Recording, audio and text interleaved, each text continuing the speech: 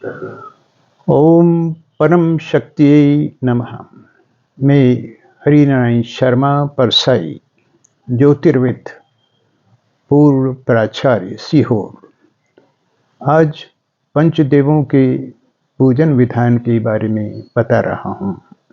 सनातन धर्म में प्रमुख 5 देवों के उपासना का महत्व बताया गया है। ये ईश्वर तो एक ही है, ये सभी उसी ईश्वर के अंश भेद हैं।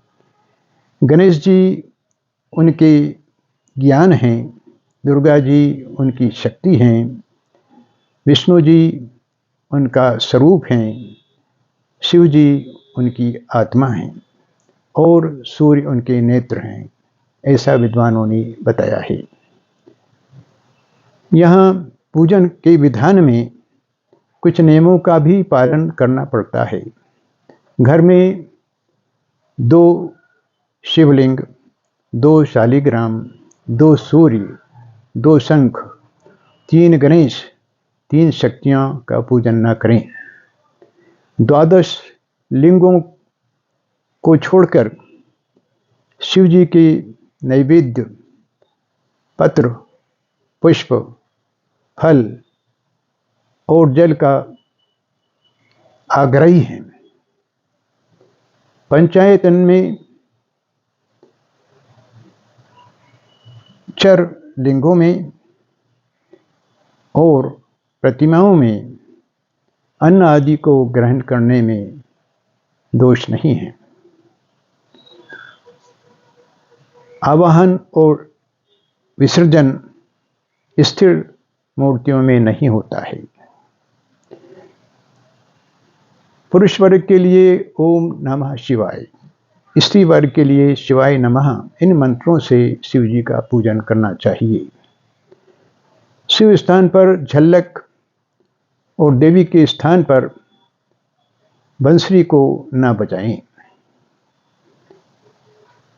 ताम्र के पात्र में चंदन भी न रखें। इस प्रकार से कुछ नियमों का पालन करना चाहिए। प्रधान देवताओं के लिए रामायण में प्रारंभ में तुलसीदास जी ने लिखा है, वर्णानामार्थ संघानाम रसानाम छंदसामपि मंगलानाम च कर्तारो वंदे वाणी विनायको भवानी शंकरो वंदे श्रद्धा विश्वास रूपिणो याध्याम विना न पश्यन्ति सिद्धा स्वांता स्तमीश्वरम। इस तरह से मुख्य देवताओं का पूजन का उन्होंने भी वर्णन किया है। सबसे पूर्व में गणेश जी का पूजन किया जाता है। गणेश जी विघ्न हरता हैं और बुद्धि ज्ञान के देने वाले हैं। आजकल जो गणेश जी की मूर्तियां मिलती हैं उसमें सीधे हाथ की ओर सूंड वाले गणेश जी को सिद्धि विनायक कहते हैं।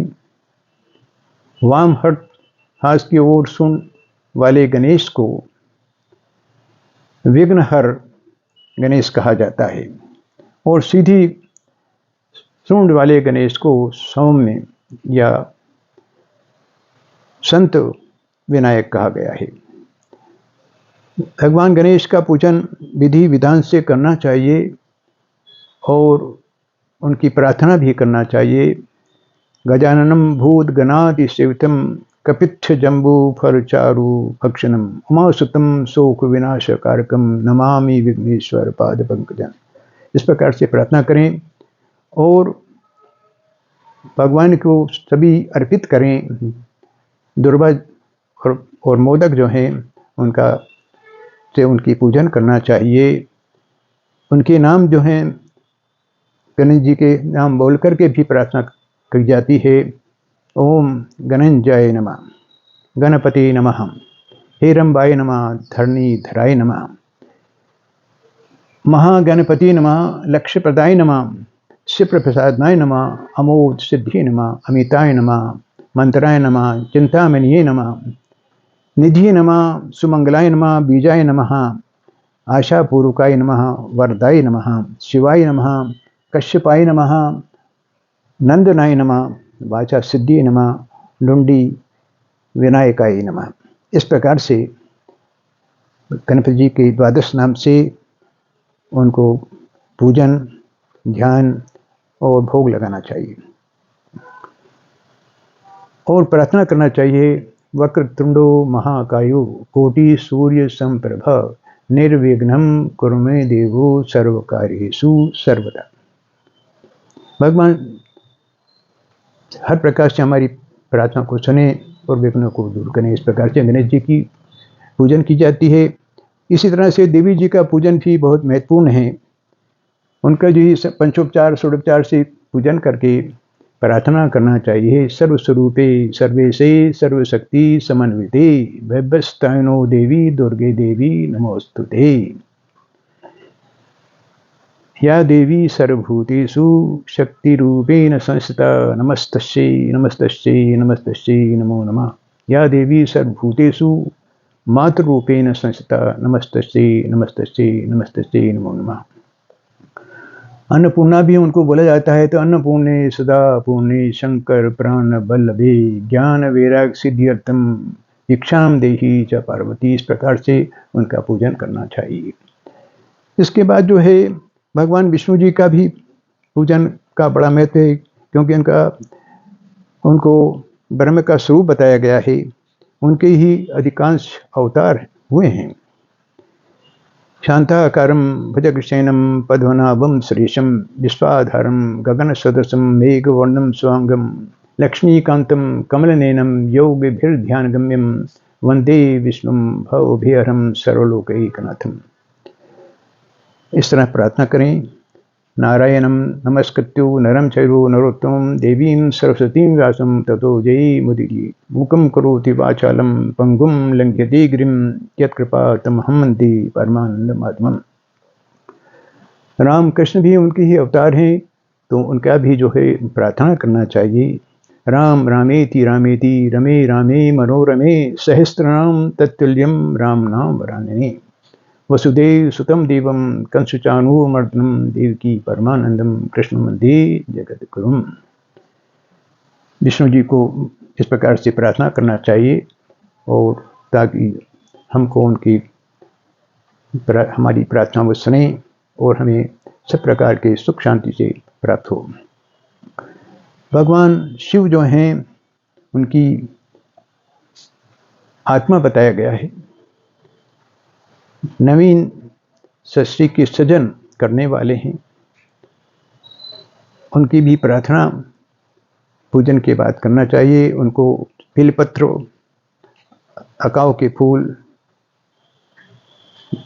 शमी ये चढ़ाना चाहिए, प्रार्थना करना चाहिए।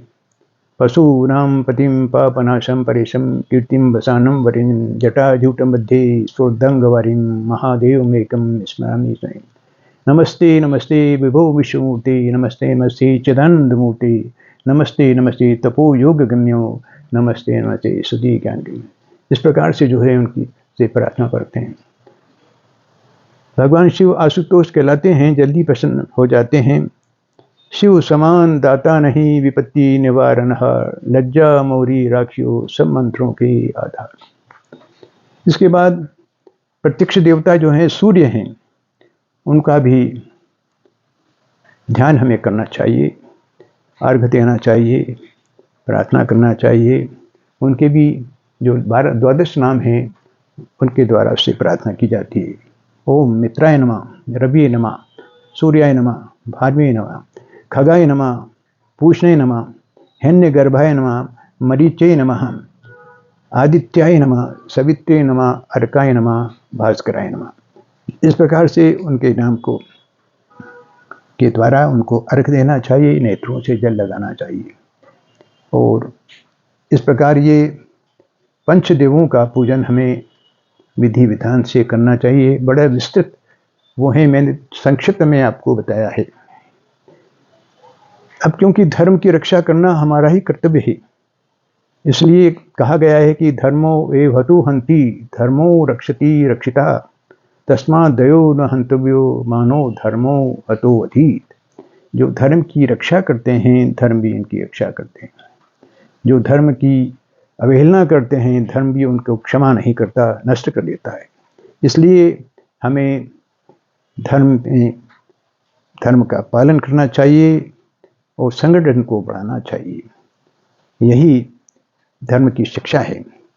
अब मैं एक बहुत ही उपयोगी और सभी के लिए जो महत्वपूर्ण है वो एक कविता आपको सुना रहा हूँ। ज्ञान घटे जड़ मूल की संगति, ध्यान घटे बिन धीरज लाए। मान घटे जब हूँ कछु मांगत, चाह घटे नित के घर जाए। प्रीति घटे जो कठोर हूँ बोलहूँ, रीति घटे मुँह नीच लगाए।